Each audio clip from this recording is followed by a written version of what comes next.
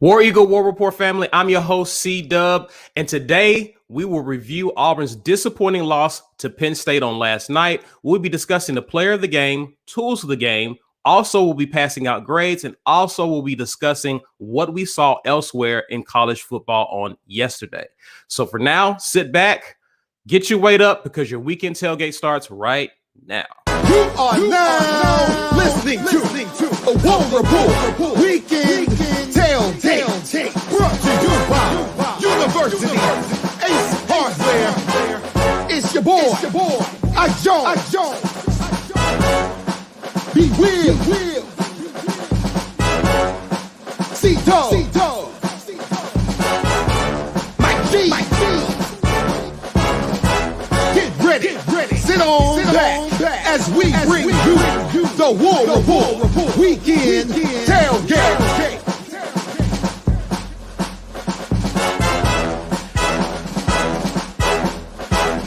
War Eagle, everyone. Happy Sunday. Some of y'all may not be happy. We don't look happy, but War Eagle anyway, guys. Hope you're having a good day regardless. And thanks again for tuning into the latest Weekend Tailgate brought to you by our friends at University Ace Hardware. Always remember, for your hardware needs, Ace is the place for you. And if you happen to be in the Auburn area, please be sure to stop by 2101 East University Drive. Drop in and let them know that your friends at the War Rapport sent you. We also want to shout out all of our people watching live with us, our War Rapport community. You guys are awesome as always. Help us to grow this channel by sharing this video on social media, guys. Whether you're on Facebook or Twitter, use hashtag Get Your Weight Up. People are looking, searching for Auburn content. Help them out. That helps us out a ton. We also got a lot of questions about how we could become, or how people could become insiders. Mike G, can you help him with that, sir? Hey, listen, if you don't know by now, our game day experience is member only. We do that for a number of reasons, but we've got a great community. I had a lot of fun going back and forth with you guys during the game, after the game. It was a frustrating day, but that's why we have community to lean on each other in times of distress, such as yesterday. So happy to have all you guys, our community. A lot of people signed up yesterday. You're going to want to sign up. You're going to want to sign up for this film review tomorrow so that we can talk about what happened. I listened to a lot of content creators, and it was clear to me that a lot of people who were commenting did not understand what happened. So we're going to break the film down so everybody can understand it, become an insider. That's the best way to get access to that. Hashtag Get Your Weight Up in the comments. You guys know the drill. Ike's got this pulled up here. We're probably in somewhere with 400 or 500 people on this stream, so I expect to have at least 200 people entered into this. Hashtag Get Your Weight Up. This is brought to you by GWT2 Energy. That's our guy, Walt. So hop in there. Our GoFundMe is live. You can find this link in the About section of our YouTube channel. 50 cents on every dollar goes to Lee County Humane Society to help them save puppies. We want to save puppies. They want to save puppies, and we want you to help us help them save puppies. So donate, and we're going to, we still got a little while. We have about $300 that we have to make to reach our monthly goal. So we've got $200 raised so far. I appreciate everybody who's going to hop over there and help out with that. Our merch store is live. You can find this in the About section of our YouTube channel. So if you don't want a mug, then buy one. And then last but not least, we are giving away, Ike, help me out, tickets to the Georgia game. Oh, I didn't put it in there, but yeah, okay. We are doing that. That's a true thing. That's not a lie. Well, okay, I'll do this. We're also doing a tailgate for the Georgia game as well. So the War Rapport will be down on the plains, all four of us in some capacity, for Auburn versus Georgia. Come by, join us. We're going to give you guys some more information. We've partnered with Auburn, a local Auburn company called Coming, who's helping us host this. We want you guys to join us for this. It'll be a great chance to meet some of you guys in person. So if you're in the Auburn area, if you're going to be in town for the game, or if you're just going to be tailgating outside the stadium, please stop by this tailgate. More information to come about where we're going to be, and we'll have some food and alcohol and get there first so you can get first deals. Because once we run out, we're not feeding y'all. Man, listen, I'm looking at how many people watching live, man. We are hurting, man. Like I some people just like y'all act like me. I don't want to look at nothing Auburn for a while till I get over this pain. Yeah, I couldn't watch ESPN at all. Like I couldn't turn on the TV. Couldn't turn it on. Well, listen, hopefully this will help to kind of lift some of our spirits. Let's talk about who the fans voted as player of the game. And that guy just so happens to be Tank Bigsby. 23 carries, 102 yards, 2 touchdowns, had an incredible game running against an impressive Penn State defense.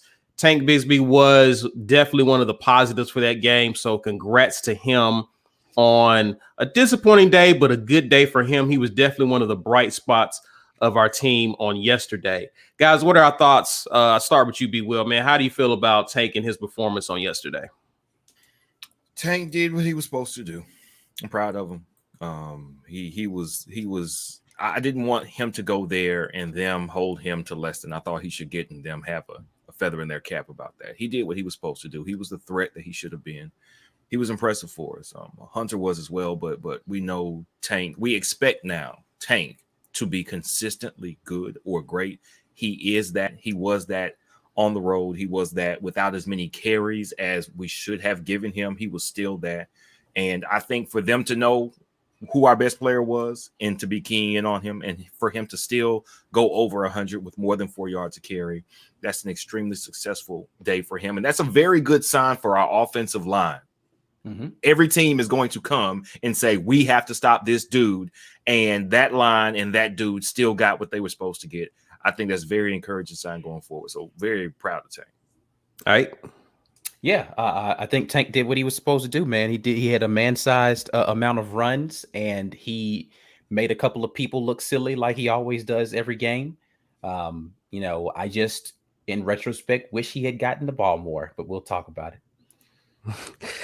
Mike, talk to me, man. Watching Tank do what he do, did what he do, just did his thing. How do you feel about his performance? Listen, third straight game with 100 yards rushing.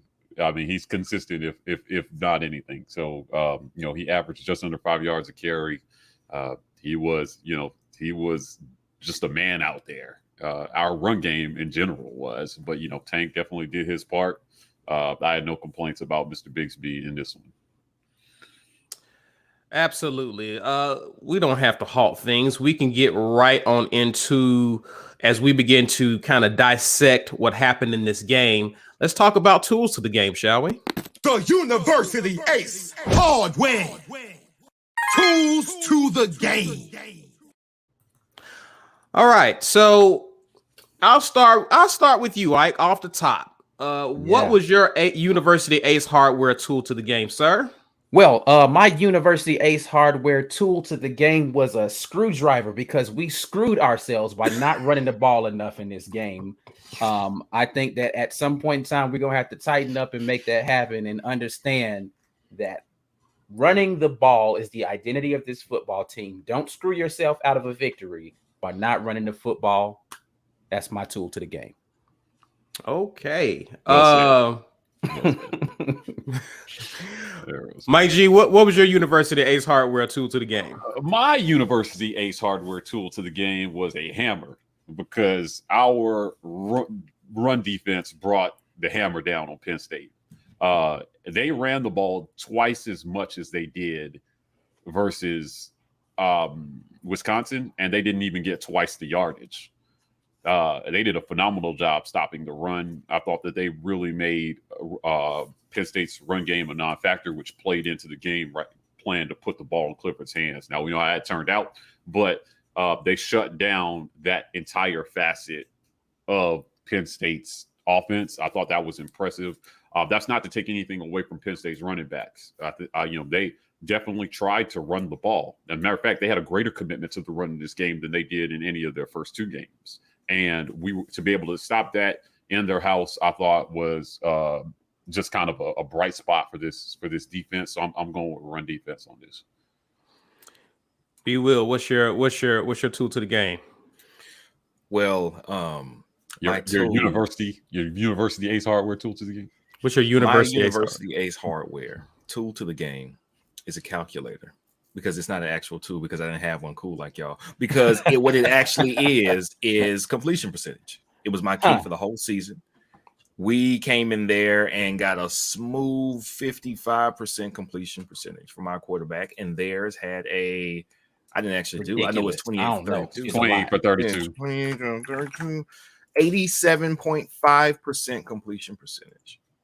It seems to be the going rate, and it's not because he's an outstanding quarterback. It was game plan, it was play calling, and we seem to have not had a game plan and play calls that were going to help us be the best team that we could be last night.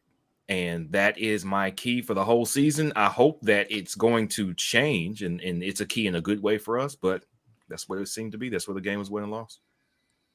Yeah, my University Ace Hardware tool to the game was a shovel, because we dug a ditch for ourselves in terms of abandoning what was actually working for us offensively, as well as the game plan, which we'll talk more about, but the game plan defensively in terms of how we wanted to attack Penn State's offense. What I do want to say, and I didn't say it at the top of the show, is I do definitely want to congratulate Penn State on a really well played game and a well coached game.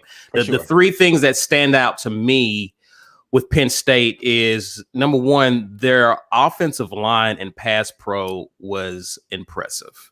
Right. They did a good job considering what we thought we were going to be able to do against them. Yeah, I feel like Frank set us up a little bit on that offensive line. Like, I'm gonna need him to come back and explain to me where all these weaknesses were on that offensive line he was talking about. No, I was waiting to see it, and it never manifested. Right. Yeah. And as a result of them playing well, and of course Mike Yurkich, who's the other guy who I will definitely give some kudos to, he called an amazing game.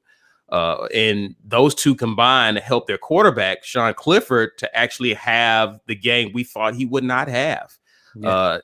I mean, he went with 28 of 32, I think. Sounds about right. Mm-hmm. So, yeah, I just think that they did an amazing job. So hats off to them for a well-coached game, a well-executed game plan. But there were some things we did for ourselves. We dug a ditch for ourselves. So disappointed in that. As it pertains to the running game, what Mike, you alluded to it. What more you wanted to see a certain person a lot more than you saw them. I mean, we saw Tank, he got a lot of carries, but what was up with Jarquez Hunter? 7 yards of carry is what was up with Jarquez Hunter. I mean, every 2 times he touched the ball would have been a first down. I thought, 5 to 10 less throws for Bo and 5 to 10 more touches for Jarquez in this game could have drastically changed the outcome of the game. It was just apparent, or I'll put it this way. Bo was 1 for 10 on throws over 20 yards in this game. He threw the ball beyond 20 yards 10 times in this game and hit one of those passes. Just take half of those passes back and put it in the hands of your running backs, right? Now, the reason I'm saying Jarquez is because I don't want us to run Tank into the ground. Yeah, Tank had 25 carries. Like he had enough touches. He didn't need any more carries. Jarquez had 9 touches. Yeah, he had 23 total. Yeah, 23. Yeah, give Jarquez 15 touches in this game. He was breaking tackles. He literally hurdled the guy. I mean, this guy he averaged 4 yards after contact. Yeah, I thought this was a coming out party for him. Like he absolutely showed why he's next man up. 100%. He looked like a star in just the 9 touches that they gave him at this level. So the pass game just wasn't working the way they intended. The play calling was below average. We'll get into that later. Shedrick Jackson is got 9 targets and caught 2 passes for 6 yards. And for a quarterback like Bo, like he needs if we're going to play him, he needs receivers that can go out there and make plays for him. Yeah. Now, what does that look like? That looks like Kobe Hudson stopping his route on a back shoulder throw and making an athletic jump for a ball and then taking it another 15 to 20 yards upfield. Shedrick had that opportunity. He stumbled. I don't want to be down on him too much, but there were some opportunities out there for him to make plays that he just didn't make any of them. Yeah, right. Right. In a game where we needed it. So the coaches really, I'm probably going to ask Monday on the Monday presser about like, hey, are we taking a look at these wide receiver rotations? You didn't get a ton from your wide receivers this game. They tried to force feed the ball to Robertson. It didn't work. The east to west stuff that we did just didn't work. The one thing in this game that was working was the run game. And we should have just leaned into a little bit more and then gave Bo some better throws. Yeah. Right? I mean, Bo showed me that in a lot of ways, he may have hit his ceiling in terms of what they're asking him to do. Because he's not better throwing the ball downfield. I think nerves got to him in this game. He looked juiced up on every throw he threw beyond 20 yards. Like his balls weren't even in the stratosphere of being caught. And then the one ball that he threw that I did think was catchable, the one he threw to Shedrick, he just did not have the athletic playmaking ability to be able to adjust and catch that ball. I think we have receivers on this roster that could have made that catch. Yeah. All right. A couple of the catches that he didn't make. I think we have receivers on this roster that could have caught that ball with their hands and made that catch. So it'll be interesting to see whether they continue to send him out here. His grade after the game was low, man. He graded out the worst of all the receivers. He was the worst receiver he graded out. So, like, they're going to really have to justify continuing to send him out there on the big stage because we got one more cupcake and then it's nothing but SEC big boys after this. How do you get it right? Get your rotations right. Piggybacking off of the run game, B-Will, was there any expectations you had or something you wanted to see as Auburn began to kind of establish themselves in the run game, how that would affect how Auburn attacked them through the air? Not really. I expected us to go run once we finally stopped getting cute after that third quarter fumble, and we ran the ball on the next possession for a touchdown. We committed. There was a commitment to, okay, let's stop playing. And it's not that it was easy. I mean, there were 3-yard runs in there. There's some 4-yard runs in there. We weren't breaking off 9 every time Tanker or Jarquez touched the ball, but it was there and it was available. And from that point going forward, I expected, unlike previous years, I expected us to go, okay, that works. Now, it's not that Penn State didn't do something to give us a pause or to slow us down from that type of effective running after that point. But I would expect that you at least have more of a commitment than we had after that. After that, we seem to, I don't know how much I can fault coaches for going, okay, here's what we practiced and what we prepared for. Let's do what we have to do to get back in this game and get back to our game plan is what they seem to do. So it was more of a balance after we had that touchdown drive to get back close. I didn't like that. I want to be very deliberate about running the ball because it's clearly our strength. And maybe they didn't know that it was so far past our passing game, so far ahead of our passing game coming into this game. But maybe this is how they know. Maybe this is the proof. This was, again, we talked about this last night after the game. This was the, well, maybe, are we? Is it? Now we know what it is. And what I hope going forward is that they don't fool themselves into thinking that any receiver is what they aren't, that Bo on the deep ball is what he isn't, and that the run game isn't as reliable as it is. Now you've got the quality data. Now you've got the proof of who your team is, a snapshot, because they can get better. Everybody can get better. How much better, I'm not sure. But now you know what you are. And last night I was just disappointed that not that they use the run and try to open the pass back up, but just that, listen, man, until this stops working, use it. That disappointed me. Thoughts, right? On any you want to elaborate further on just how we were balanced offensively, all right? We threw it almost as much as we ran it. Obviously, we wanted to run the ball more. But what were some of the things that kind of had left you scratching your head in terms of the type of pass plays we called?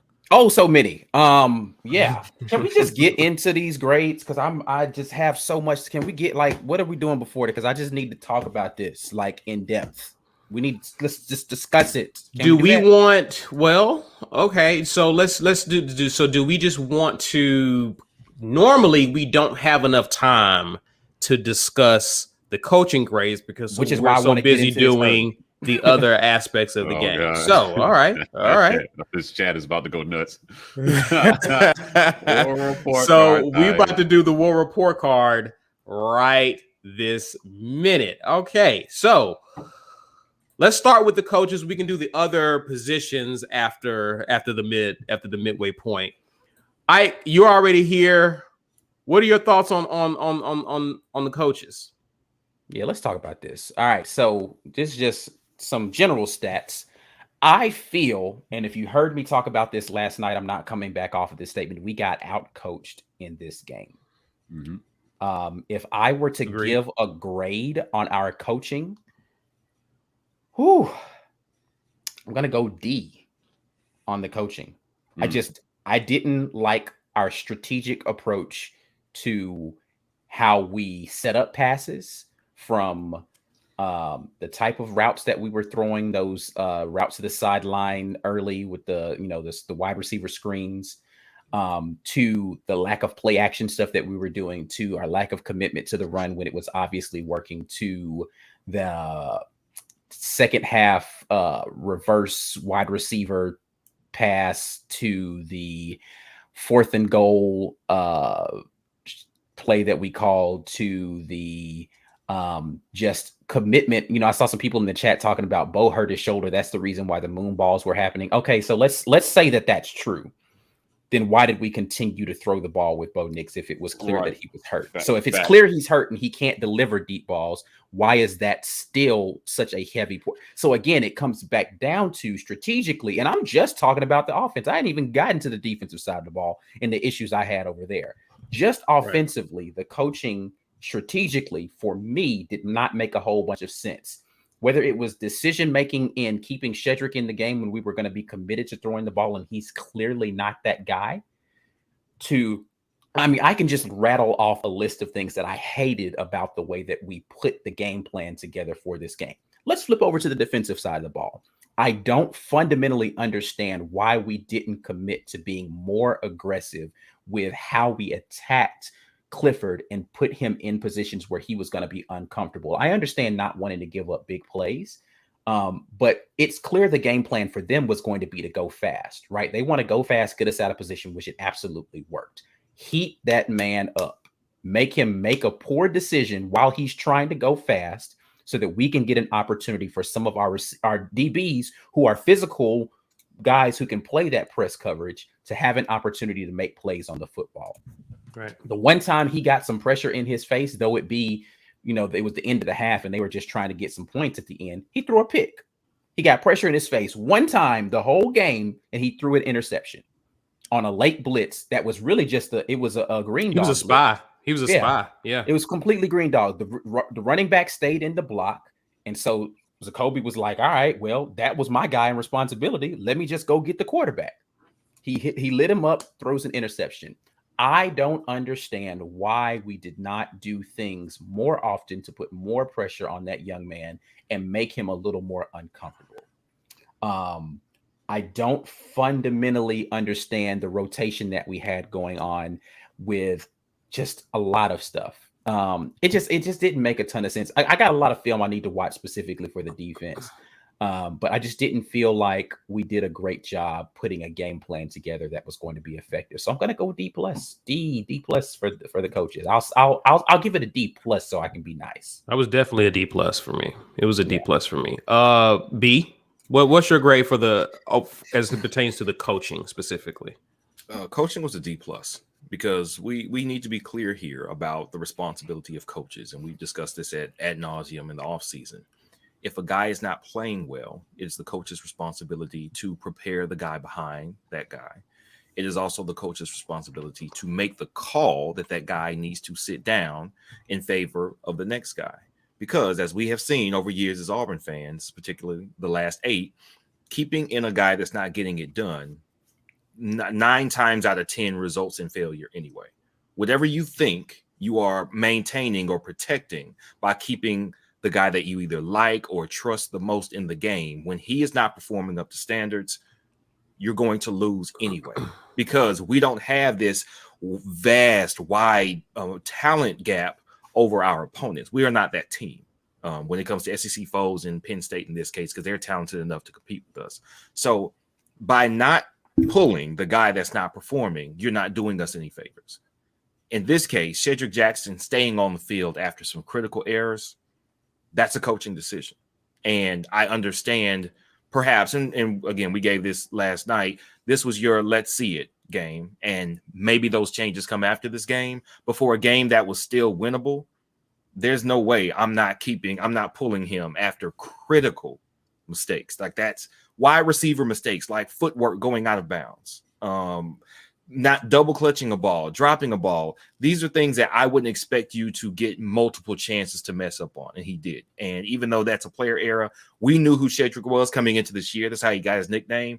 The coaches saw that coming in camp. We heard reports in camp. He was still doing the same things. We saw one good game of it where everybody looked great. And then we saw those errors again in game 2. Game 3, I'm going to give you maybe 2 drives. If you do anything like you've done in your history, once you do it again, that's it. Because this game is winnable. If we're getting blown out by 40, sure, let me get you in here. Get some reps. Get adjusted to the game speed because you're a second and third stringer. But that's not the case. You've been given the nod. You've been given the opportunity to help carry us to this win, and you didn't do that. And I understand that because you are who you always were. But the coaches, it was their decision to prep a better wide receiver at that spot and to put that better wide receiver in the game. They did not do that. On defense, I don't know how long. I thought about this when we were talking about this last night. Clifford went 28 of 32. They scored 28 points. And 7 of those 28 points was on a short field because of a bad play call. If we don't give them that turnover at the beginning of the third, I think it's likely we hold them to 21, maybe 24 points. Mm-hmm. And then you go, how was that a bad defensive game? Because we did what we were supposed to do. We expected to be able to go in there and score 27, 30. Maybe 30. So I went back and forth about that. However, if your game plan is to give up yards but not points, perhaps you succeeded, but those yards cost us possessions. It cost us time that we needed to get. We didn't need to give them that many opportunities to be good because we heard all week how Sean Clifford was actually very similar to Bo Nix. Having somebody like that complete passes and be comfortable is the opposite of what we needed. We needed heat on this dude. We needed him to think about where he was going to go, about where the heat was coming from. And to Ike's point, we did that one time. Defensive coaches, it is their job to put us in a situation where that quarterback, they're not going to get to do what they want to do. And I realized, hey, the tight ends weren't a part of the game plan before yesterday. Great. You know who always is? The quarterback. Mm-hmm. You know what the report is on him? Make him uncomfortable. Their game plan did not do that. We're rushing 3. We're only rushing 4. And even if we get a little room and they're throwing it quick, send a 5th one. Heat him up because the only way he's going to hurt us is if he's not heated up. You didn't heat him up. He was in the fridge. Cool, chilling. Why? D+. Mike G. So yeah, I'm on the D train here. It was a learning experience for our coaching staff, I thought. I think that they learned something about who our players are and who they're not. Right. So I'll start with the offensive side of the ball. The play calling was horrendous. It was horrendous in that we, again, played to Bo's weaknesses too many times. 10 throws beyond, after he threw the first couple moon balls, the fact that he threw it 20 yards downfield 8 more times was insane. He was 1 for 9 on those throws.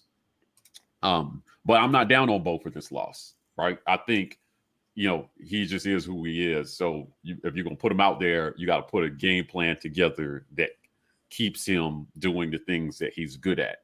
He made some really good throws to the tight ends, but the bottom line is we just didn't run the ball enough. Mm-hmm. Right?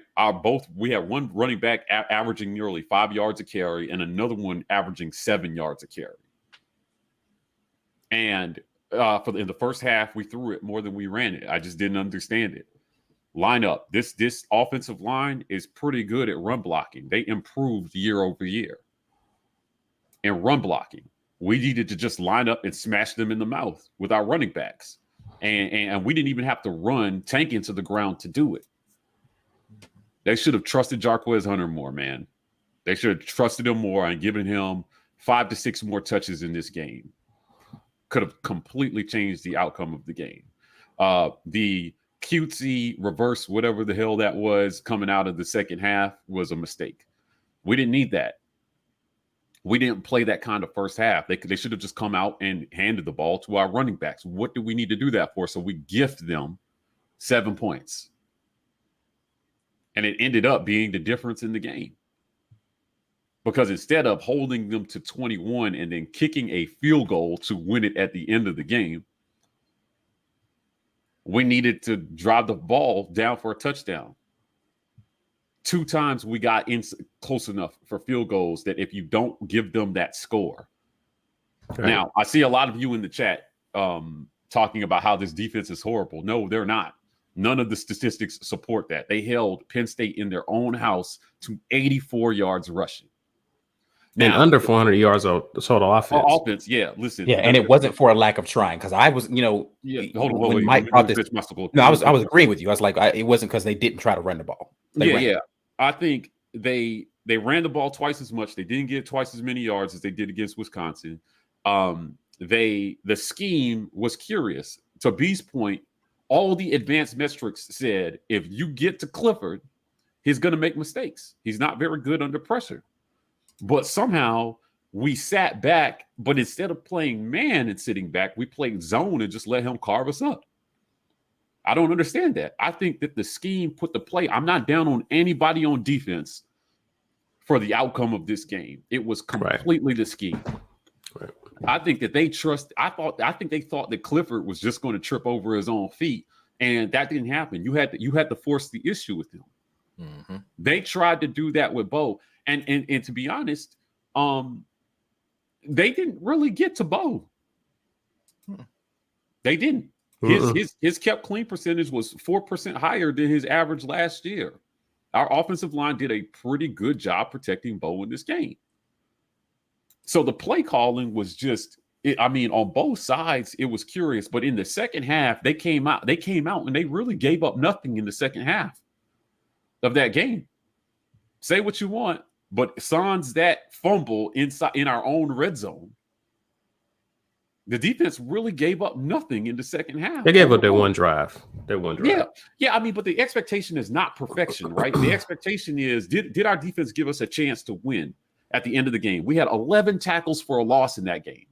11 tackles for loss in that game. They were back there causing havoc. They were. We could have done it more, but they did. They accomplished a lot inside the game plan that was set. Yeah. So I'm still very, very, very high on this defense. I hope that they learn from this because I said it preseason. I said that if we were going to lose a game, this would be the one. Lose this one. It's not an SEC game. It's early. It's a good road test. Find out what you have and let this springboard you into the rest of the season. They can still be a really, really good team. But the difference in this game, which I said in the pregame, it was coaching. I expected the difference to be coaching. I just thought our coaches would have a better game plan than what they did. And when they go back and watch the film, I hope they grade themselves as hard as they grade the players.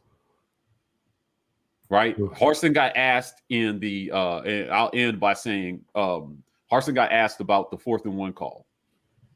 Now, depending on what outlet you read, I heard when I was on the call, I heard him say that there were 4 options off that play. The AL.com people said there were 5 options off that play. It was 5. It was 5. Okay. When you go back and watch the film, it was 5. Right. So here's the deal. We didn't run it like there were 5 options off that play. No. Right. We ran it like there was one option that got considered, and they threw it that way. And even if the receiver and the DB were tangled up, the ball that got thrown was so poorly that there was nothing for the ref to call. Yeah. We didn't even give the ref a chance to call anything with the throw. So given how the game was, how, in any sport, what do you do, man? At the end of the game, you put the ball in your best player's hands. And that's clearly not Bo Nix. He might be our third or fourth best player on offense. Yeah. Tank Bigsby, Jarquez Hunter, literally anybody else. And that from 4th and 1. From 4th and 1. Correct. Anybody else. Right. Bo running or maybe you keep it in Bo's hands, but just running, right? Like, I Right. mean, we had to pick up 1 yard with when you go back and look at the yards after contact, man, we were doing such a good job getting yards after contact. Not running the ball there was inexcusable. The only time we lost yards was when we was running, trying to get to the edge. But when we were running straight ahead, we were falling forward for a yard or two. Right, yeah. And then my last thing was the timeout management was just, I mean, we called 3 timeouts in the second half that yielded nothing. Right. We called a timeout before that 4th down play, and then that was the play we ran. Right. We called a timeout on defense early in the game, which I might give you that one. Okay. But And they then still scored off of it anyway. So. Right, yeah. I mean, and then we burned our last timeout. We only had 1 timeout going into the final drive. On the drive down the field, but there were so many things there that just didn't make sense about why call those timeouts. I mean, you didn't need to, they you know what? They called that timeout on that 4th and 1 because they were overthinking it. It was an easy decision. Hand the ball to Tank or Jarquez or run some kind of option that involves Bo deciding whether to keep it or to give it. Triple option. That's it, That'd man. be fun. Right. You know, I mean, I believe in my heart there's no way they would have stopped that. Not the way that our running backs have been playing. And if they do, you know what? We're having a different conversation today. I can live with that. I cannot live with that 1 yard fade to the end zone that Bo never throws. Right. Huh?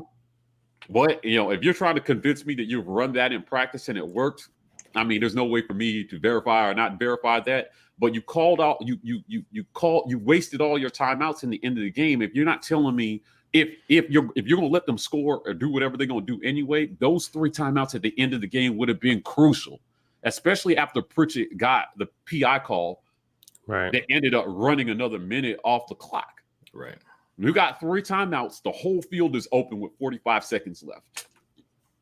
With no timeouts, you got to throw every ball to the sideline or pass the sticks. Right. So I thought we cost ourselves opportunities from a coaching standpoint, which is why I'm giving them a D. I'm not down on this coaching staff. That D doesn't stand for down on this coaching staff, right? It just stands for, damn, I thought y'all could do better than that in this game, right? Like, I really thought y'all could do better than that. And I think that they will. Good coaching staffs learn and adjust. And I know, I know. Let me just end by saying, B. Like, I know B hates when I say this, but when I go back and I look at other coaches who can pull players out of the game when they're not playing their best before the game becomes a disaster, I'm hoping that that's what this coaching staff finds. I'm willing to give them a little bit of reprieve because in their first year they're still evaluating players. And it was early in the season. But, man, if this continues this way, if these numbers continue to trend this way and we don't see some changes, that will be a massive failure in terms of coaching and evaluation. Well, that's it. Listen, guys, let us know what your thoughts are. If you're watching this on replay, what is your grade for the coaching in this game for Auburn? We definitely want to hear from you in the comments. This is a reminder that you are watching the Weekend Tailgate. We pause for a second to acknowledge our sponsors. The War Rapport's Weekend Tailgate Show is brought to you by our generous sponsors. University Ace Hardware, located at 2101 East University Drive in Auburn, Alabama, right across the street from the Auburn Mall and next to the movie theater. For all of your hardware needs, Ace is the place. Our betting partner, BUSR. Bet with confidence at busr.com/report.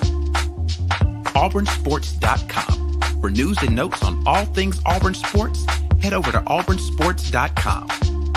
And our giveaway sponsor, GWT2 Energy. If you want the best in the business at restaurant logistics, check out our friends at GWT2energy.com.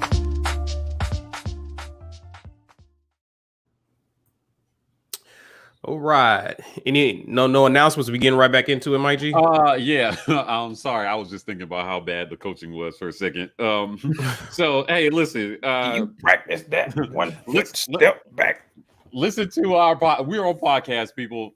You definitely want to check this out. B is working really hard on this. Our weekend tailgate is podcastable, so if you're looking to listen to us during the week, we definitely want you to get over there onto the podcast and check us out.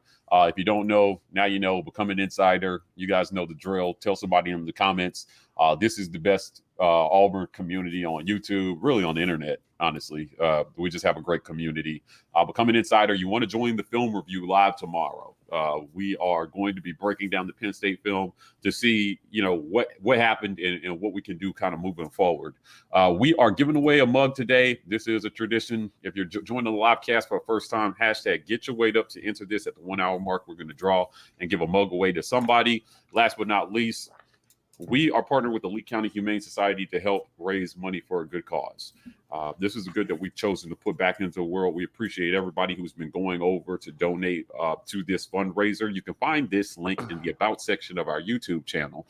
50 cents on every dollar goes to the Lee County Humane Society to help them in their mission to save all the puppies. The War Rapport wants to save all the puppies. You can help us. We've got $300 more to go to reach our monthly goal, the $500 a month. Please go over there. Every dollar helps. No donation is too small. Awesome. Well, let's get back into it. We started off with the coaches. We will continue with doing position grade or doing the grades, grading every aspect of the game. Let's start with special teams. These are the stats for special teams. We had a punt return for 16 yards. We punted 4 times for 194 yards. Carlson was perfect yet again on last night, 2 of 2, 1 for 45 and 1 for 43. Very impressive considering the environment he was in. But I want to go to you guys. What is your grade that you give? And I'll start with you, Ike. What was your grade for special teams? I get an A. I mean, there was nothing special teams wise that I think that we could have done better. Kickoffs go into the back of the end zone for the most part. The ones that didn't, we covered up well, didn't have any crazy penalties. We didn't, it would be an A+ if they did something dynamic, right? Like if they had blocked a punt or blocked a field goal or something like that, I give them an A+. I'll just give them a solid A. They did their job. It wasn't a conversation to need to be had about it. So neither positive nor negative. So A for the special teams for me. I'm gonna give it an A-.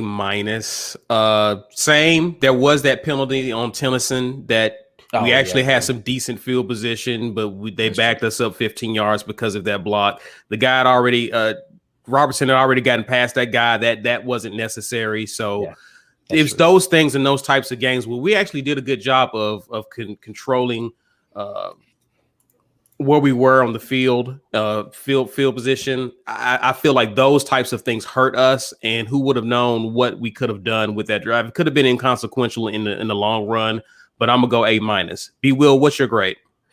A as well, for all the reasons said. I mean, I know that one block, I thought it was marginal because I've seen people make that block when they come and block them full speed, but if they hit them shoulder to shoulder, usually they let them get away with that. Well, sometimes they do, but I'm not too down on them for that. I think A. Mike? Yeah, A. Carlson got called on. He made his kicks. Special teams. We're not sitting here talking about special teams. So A. Sure. What do we want to do first? Defense or offense first? What are we going to talk about? I mean, it's almost like a coin flip. I'll leave it to you. Let's go defense first. I think that's the one everybody wants to talk about the most. Let's do that. All right. So here are the stats for last night for our defense. 67 plays, gave up a total of 386 yards. That's not bad, y'all. Now, granted, the majority of it, 302 yards of it, were in the air, which we'll definitely talk about that. Gave up 2 touchdowns through the air, 2 touchdowns rushing, a total of 52 tackles. No sacks. We did get 11 tackles for loss. 1 forced fumble. Was unfortunate we weren't able to recover it. We got that 1 pick by McCreary towards the end of the first half. We was actually able to provide, according to Pro Football Focus, 8 hurries on the quarterback, but we also had 8 missed tackles. Great. Mike G, how do you grade this defense and their performance last night? C+. I mean, you cannot ignore them shutting down Penn State's run game. They completely, I thought that they executed that part of the game plan well, and it was put the game on Sean Clifford. Now, how we chose to defend Sean Clifford was curious. That's what brings their grade down. Sure. A lot, right? But I can't point to any specific player on defense and say this guy had a terrible game. There were some things there that were curious against a decent team, but for the most part, I thought that the scheme just put them in bad positions in the pass game. So we gave up 302 yards passing to Sean Clifford. You just can't do that, right? We can't let him go 28 for 32. And if we had gotten to him, he wouldn't have. But we didn't get to him because we didn't go after him. And we could have gotten to him because this team had 11 tackles for loss. They were in the backfield quite a bit. When you join the film review tomorrow, you'll see they were in the backfield a lot. I thought that we could not find a way to defend their tight ends for some reason on some big plays. They had a couple of big throws down the field to the tight ends, kind of up the seams in the middle of the field. Defense has got some growing to do, but yeah, I mean, I think just it's kind of a C+. Holding any team under 400 yards in today's era of college football is pretty good defense. The offense and really, I put 7 of the points that they gave up on the offense turning the ball over to open the half. In my eyes, his defense gave up 21 points over 4 quarters, and depending, man, I just don't know. I mean, like, I hate blaming the offense for the defense's performance, but just, they went out there and they got stops. They got 2 very big 4th down stops down in the red zone on the goal line. They were stout, just, stopping Penn State from running the ball in. They had to play action, fake it. I mean, I think Penn State was pretty resigned to the fact that they weren't going to be able to run the ball on us, even though they tried to keep us honest. So, we forced them to do what we wanted them to do, which was throw the ball with Clifford. But then we didn't defend the thing that we forced them to do. Right. So, C+. And not spend long here. We haven't mentioned it yet, but shout out to Utah Jordan. He gave the referee grade an F-. Not really good officiating, and it sucked that they were SEC refs on top of that. Yeah. B. Will, what's your grade for the defense? Defense, I'm thinking B-, honestly. And I know we didn't heat Clifford up, but that was more coaching than it was the defense. The execution was to hold them, to make them have to go the length of the field with short gains, and they actually had to pull out the kitchen sink with the wide receiver throw and doing a lot of things they had not done. So they had to do a lot to get less than 400 yards at home for what is their most hyped game of the year. I think our defense did their job, honestly. Again, I think that's a 21, 24 point game for them in their offense without the critical turnover on our own side of the field. And I think that is what you would expect. You say, we go into this game saying, hey, we're going to give up 21 points. Can we win this game? Will you take that and expect our offense to win the game by scoring more than 21? Then we would have been like, yeah, that's cool. I'll take that. So I think the defense actually did its job. Now, Smoke, he wants the home run hit and not the home run tackle. And that's an issue. It has been an issue for him. It's why he's gotten thrown out on some targetings from time to time. But he hadn't fixed that completely. And that cost us at least one conversion last night that I remember distinctly. And also we missed some tackles early that we actually settled down later. We tackled better a little better later. But early on, tackling isn't something we've had to worry about for the last 5 years. And now it seems we have to worry about it again.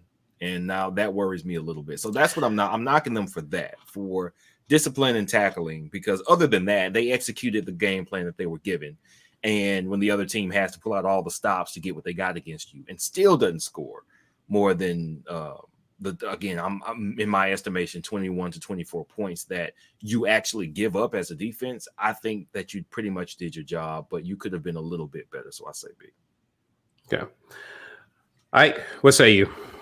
I'm gonna go C minus for the defense. For me, it comes down to blown assignments in the back end. I talked about this, coming into the game, that Penn State was going to try to go fast to confuse us, and our defensive game calling was going to have to be able to adjust more quickly.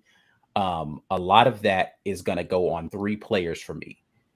Smoke Monday, whoever they had in as the other safety, they rotated that guy in and out, and then Donovan Kaufman, right? Like they had a couple of different people in there with Smoke as the other safety and Donovan Kaufman. They've got to communicate passing off that tight end better when they're like what Penn State did was suck us in with those quick throws to the outside, and they're trying to come downhill on that. To B. Will's point, you're trying to come down and make a tackle for loss or a negative play as a defensive back, but that's not your responsibility on that play. Correct. Right. Like, so the hero ball on defense costs us in times where we actually had some momentum. Our ability to stop the run is really the only thing that keeps this from being a worse score for me defensively. I don't like the defensive game plan. I don't like the defensive execution of that game plan, right? So whether you thought it was what we should have done from a defensive game plan calling standpoint, or whether or not the people didn't execute properly on what was called, both of those were poor, in my opinion, especially from the ability for us to be able to play that zone and at least make it tight windows. Now, I'm not saying people can't be open in a zone. That's kind of the nature of a zone. People are going to be open, but you got to be able to rally and tackle well. Too many missed tackles happening in open field for our guys. And our communication on the back end has been poor. It was poor again last night. And that's the fear that I had about the guys on the back end, is not tackling well in space and not communicating well on the back end. They didn't do those things. For me, it's going to have to be a C minus for those reasons. You just can't. It's not a thing that you can go and do. I think, again, all of that to say, we still played well enough on defense to win this football game, but it's got to be better. That's why I give it a C to C plus, is because they did enough to keep us in the game, which is basically what we were asking them to do. I do feel like with these guys asking to play zone, they're playing in space now, as opposed to having an assignment, right? And I think, B. Will, you mentioned the concern about tackling. It does put a premium on you being able to tackle in space when you're playing zone, as opposed to being joined at the hip by your assignment or your receiver or whoever is your guy, right? We were tackling better because we were right there with the guy, right? I think in zone, it puts more pressure on those guys, especially if the offense has athletes on the opposite side of the field. And I think it may have kind of exposed some things. And I think with Smoke, coverage has never been Smoke's thing anyway, and you're already asking him to do more in coverage and from an assignment standpoint. So I think any offensive coordinator is going to try to expose that by those screens, the play actions. Those are things that I saw that really put our defense in the secondary, the back end, in a bad spot. But despite that, I was pleased with what I saw in the running game. So C to C plus for me. Let's talk about offense. Talk about the offensive side of the ball. We're here. 76 plays. Auburn had a greater time of possession. We ran 76 plays, more than Penn State, 367 yards. In the past game, we went 21 for 37 for 185 yards, rushing 39 for 182 yards. It was a little bit more than that, but we count the Hudson fumble as why that number is slightly lower. 2 touchdowns through the ground. We did have that 1 fumble, as I previously mentioned, with Hudson. Starting with you, B. Will, what's your grade for this offense? How would you grade the performance of Auburn's offense on last night? Again, separating the coaching from the execution, I would give this a C. I give it a C. The running game did what it was supposed to do. It kept us in the game. It put us back in the game when we had slightly gotten out of the game. I felt like the coaches didn't put us in the best situations for the personnel that we had on the field. Yeah. If there's a better deep ball thrower on that bench somewhere on our roster, then that's who needs to be in there for these types of passing plays that you want to call. If there is a better wide receiver that can make the types of catches that were available to our wide receivers, then that's who needs to be on the field. But those guys weren't on the field, and the guys that were on the field didn't do a great job on deep passes, on catches, on a couple plays. I mean, we talked about shit. I don't want to beat up on players too much because, like Mike said, look, he is what he is. At this point, you didn't tell yourself to get in the game. Somebody else makes that decision, and they made the decision to leave you in there. So, but we did run the ball well. That offensive line, man, they said they had a lot to prove. They were eager to prove it, and honestly, I think they did. I think they proved that they have improved, that they are a good running offensive line. I don't know, and I have to rewatch. I don't know how much Penn State came after Bo and wasn't able to get to him while he was passing, because I know Bo didn't complete a lot of those late passes. I don't know how much of that was pressure or just inaccuracy or what, but they did better. That was the best game I've seen them play in years. Maybe 20. I don't know the year. Years. The best performance from an offensive line that I've seen in a very long time. They need their credit for that. Kudos to Will Friend too. Will Friend for sure. I mean, we're showing that improvement. They wanted to prove, and they have. The running backs we knew, and they showed up. They did exactly what we expected them to do. And the rest was, of course, I mean, at the quarterback position, downfield, and also the wide receivers, anywhere on the field, we had trouble. And that's why I'm bouncing out to a strong C. Yeah, let's see. Have you gone? Ike, you haven't gone yet, have you? What's your grade for the offense? All right, so offensively, we used to do this position by position. So I'm going to tell you how I arrive at my score.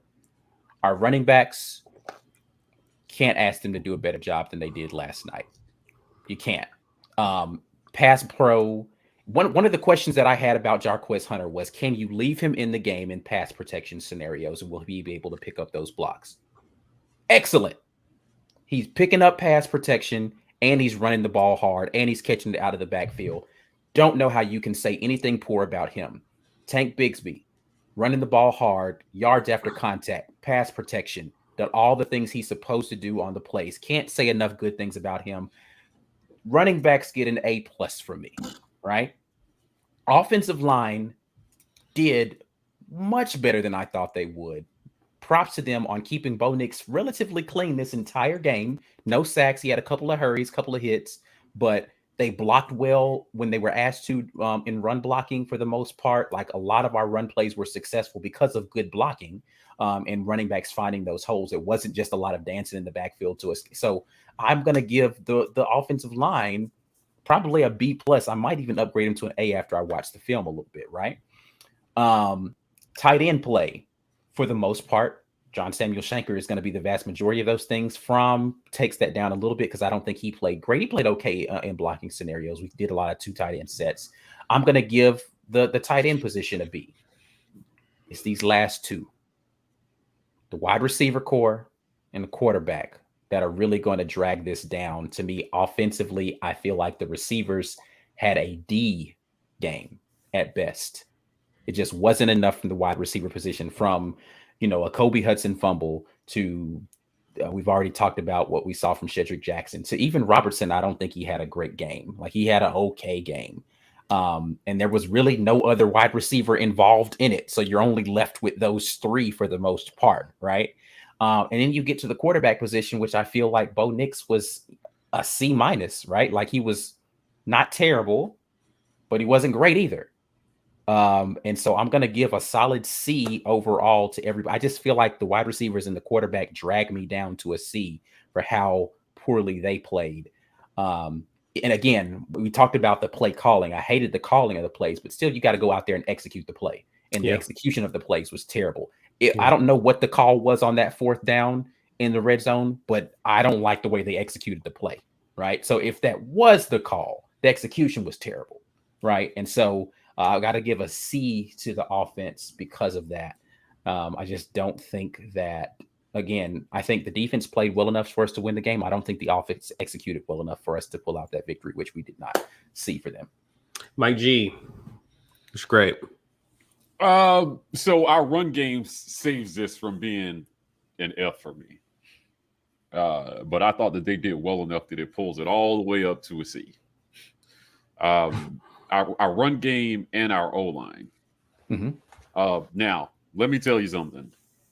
I listened in my kind of dejection after the game. I listened to see what other content creators had to say about yesterday's performance. And I was really disappointed to hear anybody get down on our O-line for what they accomplished yesterday in a tough environment. Those guys, Nick Brahms had one of the best games I've ever seen him play. Run blocking was it. They did the job. We just didn't run it enough. So to B's point, separating coaching from player execution, I thought we did a great job. In pass protection, they kept Bo clean on 76.2% of his dropbacks in this game. He was under pressure only 23% of the time, and he only had to scramble twice, and both of those times were not when he was blitzed. So they did the job in pass protection, like it or not. Anybody who's telling you that they didn't does not know what the hell they're looking at. Our offensive line did the job. They played well enough for us to win this game. So kindly get off their back for this one. The offensive line was not the reason that we didn't win this game. In terms of receiver and quarterback play, which is really what pulls this score down for me, it's time to take a really hard look whether this quarterback with this combination of receivers is the best that we have. But it's time to shuffle the deck. So there's talent on the bench. There is talent on the bench. There may not be experience on the bench, but there's definitely talent on the bench. So I don't want to beat up on any specific player, but you got to get the best guys in the game. Yeah. Now, a lot of people jumped all down my throat early when I suggested that Jarquez might be better already than Sean Shivers. Nobody's questioning that now. I'm telling you, we have that same conundrum going on in our wide receiver core right now, where we're trying to prioritize experience over talent, pure talent. And it cost us yesterday. It definitely cost us yesterday. There were more inexperienced guys that I felt like would have made plays just because they're more talented. Would not have tripped over their own feet, would have caught the ball with their hands, would have gone up and got some of the balls that Bo threw that weren't the best, but were probably catchable. Right.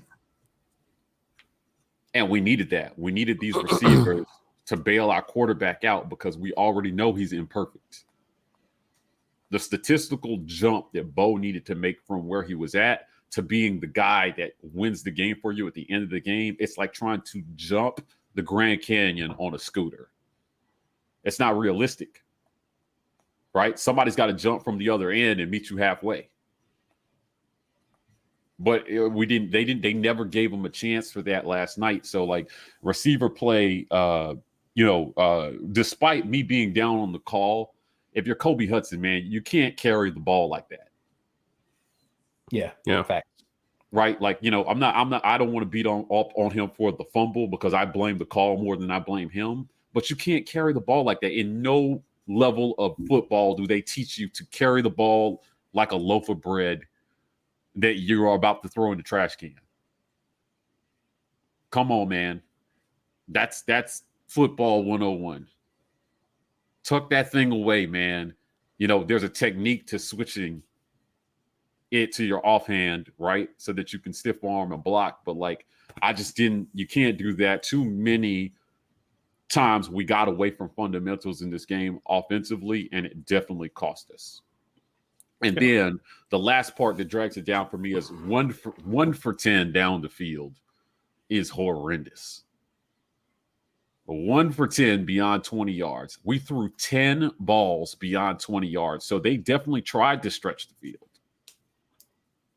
Almost none of those balls came even close to being caught. What But we kept doing it when those plays could have gone to the guys who were actually making plays, which were our running backs. So the guys who got a chance, who had a chance, even in the limited chances, did not do enough to overcome the play calling. They just didn't. Right? I mean, there were imperfections. There's enough blame to go around, but wide receiver and quarterback play definitely pulled this down for me. Bo was 56% yesterday. His adjusted, and before anybody screams at me about his adjusted percentage was 62.2%, which is below his average when kept clean. That's crazy. Yeah. Like he did. I mean, he didn't have a good guys. He didn't have. I mean, I'm not blaming him for the loss. I'm telling you, he didn't have a good game. Yeah. He quite clearly did not have a good game when we went back and looked at the tape and the numbers. Which is crazy because he actually played better than normally he would on the road. So it's Correct, like even in a better performance, it still like wasn't stellar. It was just like now I know your backup quarterback is the most popular guy on the team all the time and all this stuff, right? But sometime mid-season, if these numbers don't improve, you got to look at Finley. You just have to. If this O-line protects for Finley like they did for Bo last night, you got to look at Finley. No, don't let anybody tell you Bo was running for his life last night. He was not. Right. Join our film review tomorrow, and you'll see quite clearly he was. He actually surprised me and stood in there. And he did. Yeah, he did. Yeah, he did. He did a much better job of staying in there and delivering the football and taking hits, which is what we've been asking for. Right. But again, the combination of, and maybe if he had some different wide receivers in the game, we're having a different conversation about Bo today. Right. Yeah, that's what. But that's my point. It's a combination. That's why the coaching grade is what it is. Yeah. Right. Yeah. So, but he doesn't have control over that, so I can only grade him on what he went out there and accomplished with the guys that he went out there with. Correct. But give him some different receivers, man, and maybe his grade is a little higher. But I mean, I'm assuming if you send him out with those are the guys that he has the best chemistry with. I don't know, man. Like I watched Finley come in and throw a strike to Malcolm Johnson for a touchdown in the third quarter of a game that had gotten out of hand, but it looked like two guys who had been playing on the same squad. The throw did. Yeah. Where is that? Where is Bo's guy for that? They let us believe it was Shedrick Jackson in the first game. And I was like, all right, if he's going to be the go-to guy, I mean, he doesn't have game-breaking ability. I don't know, man. So like, there's still potential there, and I'm telling you, our running backs are dirty. These guys might we get at least one more year of these two guys together. Yeah. And if this coaching staff doesn't find a way to get both of them on the field at the same time, it will be a crime against humanity. To watch Tank and Jarquez in the backfield and have and watch defenses have to make a decision about who's going to get the ball. Holy crap, man. Mm-hmm. Ronnie Brown and A&M is doing a lot right now.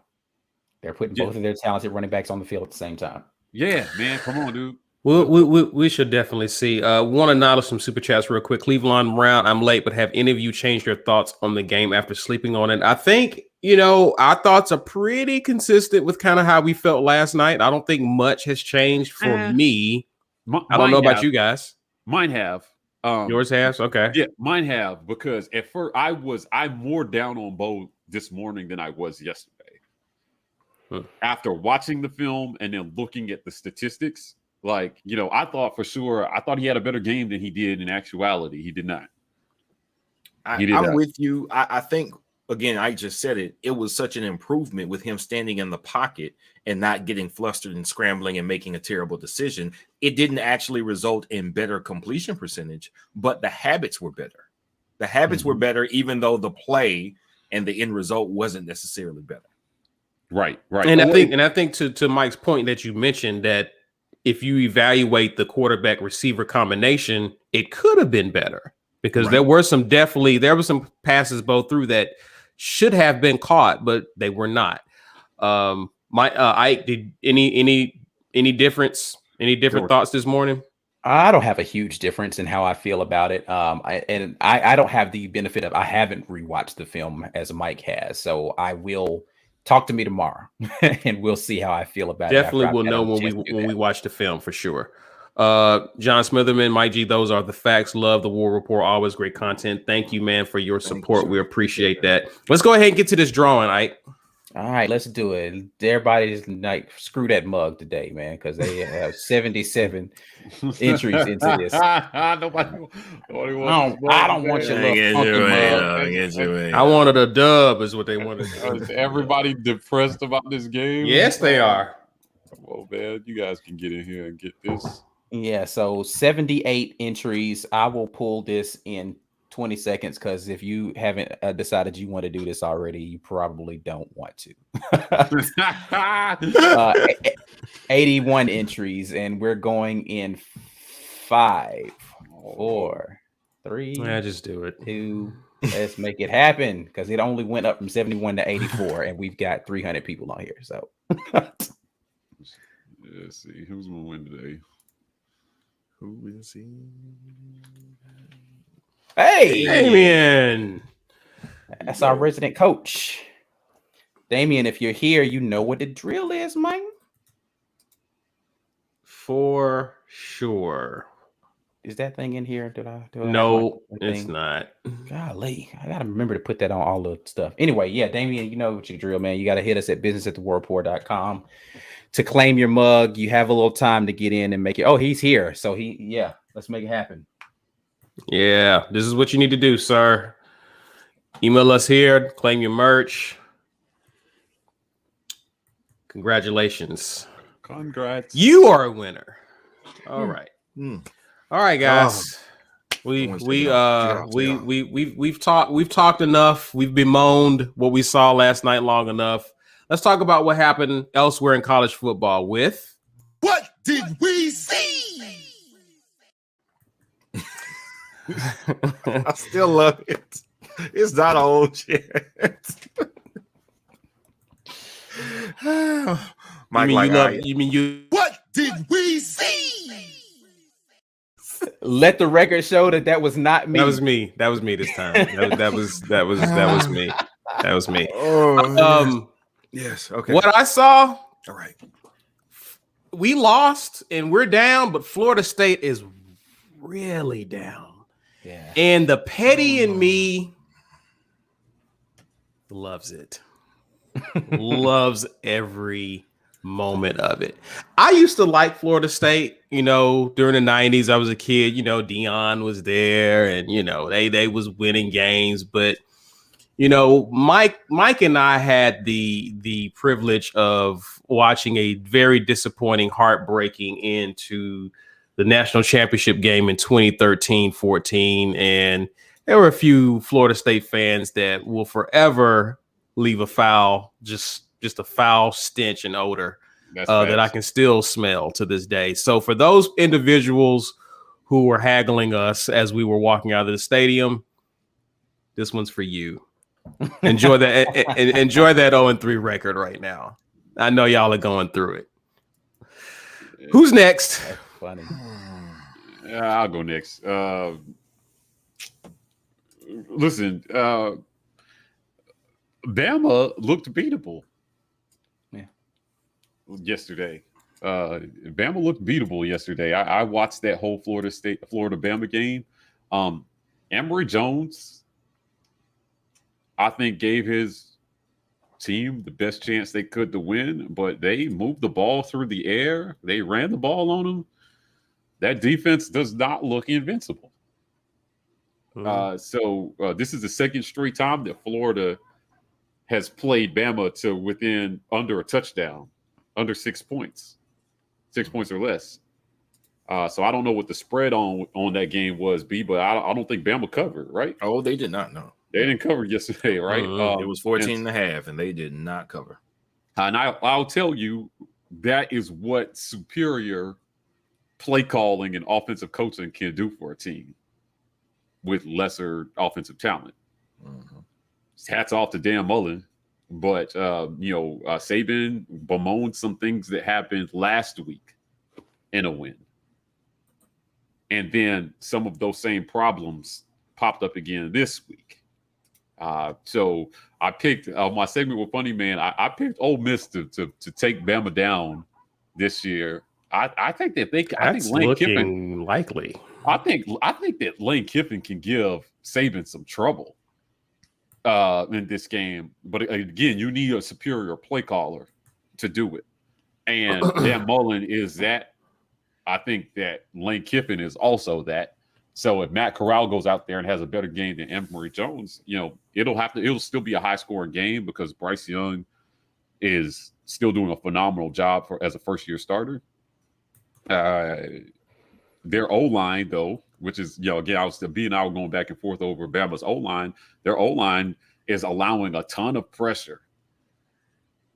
So if somebody can actually get back there and bother Bryce Young a little bit, you might be able to hold Bama to enough points that you can outscore them.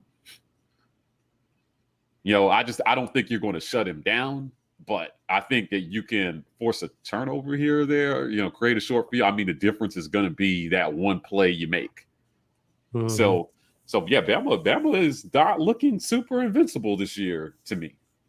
I think with the right, the better play callers in college football might be able to go out there and call a game that overcomes all their talent.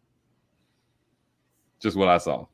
Before we get to UB or Ike, appreciate you, Walt. War Eagle back at you, man. Thanks for all that you do. Hey. Thank you, Walt. B. Will, talk to me, man. I saw some people who we may have excused their early season struggles as blips or anomalies. They were not. What I know about college football is this. There are 3 teams that recruit in the upper echelon of college football. That is Bama, Ohio State, and Georgia. Georgia being one of those 3 is the reason I am so critical. Is the reason I am so critical of Kirby Smart there, because what he is getting is comparable to what Alabama's getting. Since he left Alabama and went to Georgia, defensively, he actually out-recruits Alabama defensively. Saban has leaned more offense. The wide receiver class they got, 4 years ago, they all ended up going first round or whatever. He's shifted, and Mike gives him credit for that all the time. Kirby goes, no, we're gonna play defense. We're gonna be a defensive team, and we'll figure out offense. Yeah, they kind of do. I don't know what they are over there, but Ohio State gets more talent. More is comparable. They get elite talent at every position, and that's what they put together. They put on some points late to get it up to, I think 41-20 was the final score against a team that has no business on the field with them. That is, I don't know how disappointed I am in Ohio State because I didn't bet on them or anything. They didn't win me any money. They didn't lose me any money. But man, Ryan Day's a fraud. I thought Urban Meyer was a fraud, honestly. I still think Urban Meyer's a fraud. Urban Meyer's a fraud everywhere.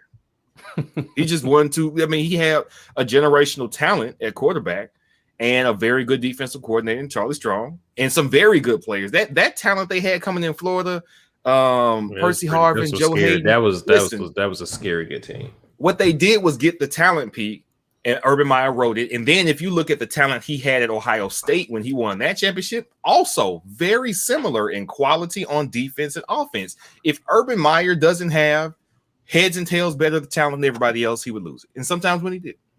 Ryan Day now, it's the second time this has happened somewhere. You give a guy the keys and say, hey, everything's set up. The house is clean. Just don't break it, okay? You hand them the keys, and within 2 years, it's falling apart. I don't know if it's just Ryan Day's coaching. Justin Fields was I don't want to say general. He was a very good quarterback. And maybe he covered up for some deficiencies coaching-wise. But them and Clemson, man, DJ, I don't want to mispronounce his last name. Uyunglele. He is doing some things. Georgia Tech, man. Okay, Georgia Tech. You look like that. Georgia Tech is not Georgia. I'm rethinking how good Georgia is because they only scored 3 points against Georgia. I thought Georgia was the best defense in the world. No, Clemson can't score points. What are y'all doing? Y'all still get better talent than 95% of college football. That's how you look. Frauds. Frauds. Ike. Yeah, I'm gonna go kind of the opposite end of where Mike started, which is this team over here in the neighboring state looking kind of good out there, man. I don't know, man. I picked them to beat us this year. Everybody was side-eyeing me when I said it. I actually said that they were going to give Bama fits. I didn't pick them to win that game. I think Mike G actually picked them to win that game. Wait, Ole what Miss, game was on? Ole Miss versus Bama. Okay, yeah. Yeah, I picked Ole Miss to beat us. Mike G picked Ole Miss to beat Bama. Ole Miss looks for real, man, because they're actually playing defense this year. Yep. And their quarterback is not doing what he did last year, which is turning the ball over at almost an equal clip to him scoring touchdowns. Right. So if he can protect the ball and they can actually stop people and they actually have a decent and physical run game, that's a legit contender in the SEC West. They have done absolutely nothing to make me feel any differently than what I thought was going to happen in year 2 under Lane Kiffin, which is that offense was going to get better because they're going to learn his system and learn how to play a little bit better within it. Yeah, I think that Ole Miss looks legit right now. We'll see. You know, they haven't gotten into the meat of their schedule, but for right now, Ole Miss looks like they can be a legit player. They still got to win the games on the field, though. Doesn't matter how good you look until you actually go out there and make the W's happen. So for right now, I think they're doing pretty good. Contender. Appreciate that super chat, Gordon. I think that's how I'm pronouncing it. Yeah, we're starting to see who's looking for real. Hey, listen, Archie, that road game against Archie, that's not looking like an easy W, man. And they've been improving for the past 2 seasons now, including this one. So it's interesting. It's interesting to see how we shake out. It's going to be interesting me doing power rankings this week. So interesting to see where certain people are going to fall. I think I'm gonna stir up some more commotion this week. So anyway, I look for Auburn to bounce back in future games. I do. I hope the coaching staff. I know we gave them a bad grade for this game, but I still have faith in this coaching staff. I think they learned a lot about their team last night, and so I look for them to make some adjustments and give some guys some opportunities to really help us moving forward. You guys got any closing comments before we get out of here? Yeah, this the way this season is kind of shaping up. It's more of a question. Like after this, I mean, we really need a win at LSU to get the bad taste of our mouth on this game. Yeah, and it's a very winnable game. Yeah, these coaches need to go down to Baton Rouge and get a win. I think that you got Georgia State to evaluate, which we'll cover that Wednesday. But I expect to see some different people get a chance to go out against Georgia State and show that they're ready for the limelight at home with the first team, first quarter from first snap. Now, they got to get this wide receiver thing right, man. You brought in Robertson from Georgia. It looked like a good decision, but then he didn't really do much against top-tier competition. I'm supremely confident in the guys that we had in our wide receiver room. I still feel that way. So get Xavion Capers and Malcolm Johnson and Canyon off the bench and get them in the game. The coaches know better. Obviously, they're coaching them. So if some guys in the doghouse or if there's something that they don't do well, then okay. But I can't see a legit reason based on what we just saw to not give some of these other guys a shot. Right. Particularly from Shedrick. So if only one other guy gets a shot, it's that. I mean, put a game breaker out there, man. Put somebody up there who can go up and make a play and be athletic and use their athleticism to win you a game and help this quarterback out if you're going to stick with him. Right? If you're going to stick with him, like go out there and put some guys in there that can go up and make plays. I heard a lot of reports out of camp about Capers and Canyon and a lot of these other guys just making athletic plays in scrimmages. So I don't want to be where I was with the last staff questioning evaluation. I'm not there, but I'm going to be watching to see how they handle rotations moving forward, right? And that's it. I mean, that's it. You got to go down there and you got to beat LSU. This is the year. Yeah. This is the year to beat LSU at LSU. Go get that win, man, and you will bring a lot of fans who they lost yesterday, back over to maybe this can still be a good year. I still believe that these coaches want to win this year. They're not looking at this as a rebuild. You just got to get the right players in the game, man, and get the right game plan for the players that you're playing. So just want to throw that out there. Well, Mike, for those who have been watching, enjoying the content, how can they become a member, sir? Yeah, listen, join us. Come over to the dark side, the light side, whatever side you need it to be for you to join the insider family of the War Rapport. We are doing a film review tomorrow at 9 p.m. Eastern live. Now, if you miss it live, you can watch it on replay. But Isaac and I've got the film chopped up already. This one bothered me so much I could not go to sleep. I rewatched it. I chopped it some more this morning, and we're going to go through the film, as much of it as YouTube will let us do without baller blocking. Thanks to everybody who stuck with us last Monday through that fiasco. But we think we got a good plan for it this week, and we're going to get through as much of this film as we can possibly get with you guys, and just see what happened. Right. It's one thing to talk about it. It's another thing to look at it and to illustrate and demonstrate. We're still working on a way for Ike to kind of draw on these as we go. So we're going to figure that out for you guys there, so he can kind of explain formations and movement and things of that nature. Coverages. That's going to be really good moving forward. So this is why you become an insider. You want to be able to get access to that. Look, we are supporting the Lee County Humane Society. I've told you guys about this. You guys know the deal. We got $300 more to reach our goal to raise $500 for the Humane Society and help them save puppies.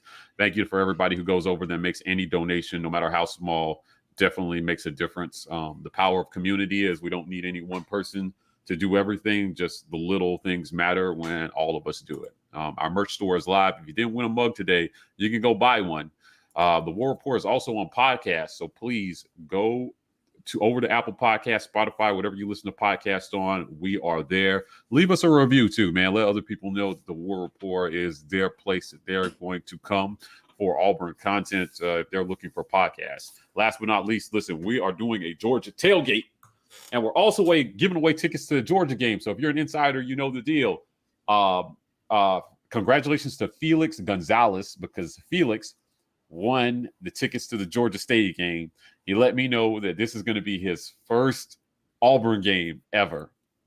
Makes me real happy that we're going to be a part of sending him to his first game ever. We're going to be at Georgia, so along with giving away tickets, we're going to be there with you guys, tailgating. There'll be food, drinks. We're going to have a good time. We encourage you, if you're by, just stop by our tailgate. We'll give you more information on where that's at. We're getting the details finalized, but just super excited about bringing you guys that tailgate. And as always, big shout out to our weekend tailgate sponsor, University Ace Hardware, for sponsoring this segment where we come to you guys the Sunday after and commiserate. Absolutely. Thank you guys for hanging out with us. It was so easy to curl up in your bed and continue to cry like I was doing early this morning, but you guys joined me to join this show, and I appreciate you guys. And for those who are still looking for Auburn content, you know what to do. Share this video, social media, using hashtag Get Your Weight Up. Help us out, help others out by finding a great review on the Penn State Auburn game. And please be sure to like this video, guys, on your way out, and subscribe to the channel if you haven't already. You can also find us on Instagram and Twitter at The War Rapport. And if you're on TikTok, we are TW Rapport. That's it for now. But guys, we got a lot of content as usual coming your way this week. starting with the film review session tomorrow. So be on the lookout for that. But until then, you guys have a great week. And as always, War Eagle. War Eagle.